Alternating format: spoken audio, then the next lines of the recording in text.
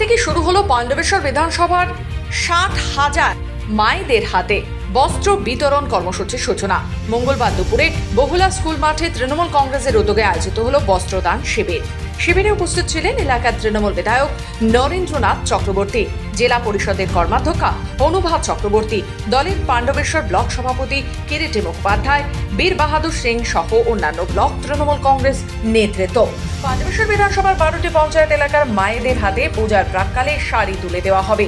আজ বহুলা পঞ্চায়েতে প্রায় 5,500 জন এবং দুর্গাপুর ফরিদপুর ব্লকের গোগলা পঞ্চায়েত এলাকার 5,000 জন মহিলাদের হাতে এদিন দুর্গাপূজা উপলক্ষে নতুন বস্ত্র উপহার দেওয়া হয়।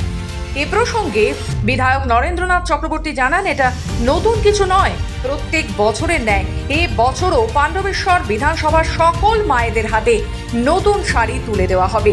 তারই শুভ সূচনা হলো আজ থেকে। শাড়ি দেওয়াটা বড় কথা নয়, আমাদের ডাকে সাড়া দিয়ে প্রত্যেক মা আসেন, এটাই আমাদের কাছে বড় পাওনা।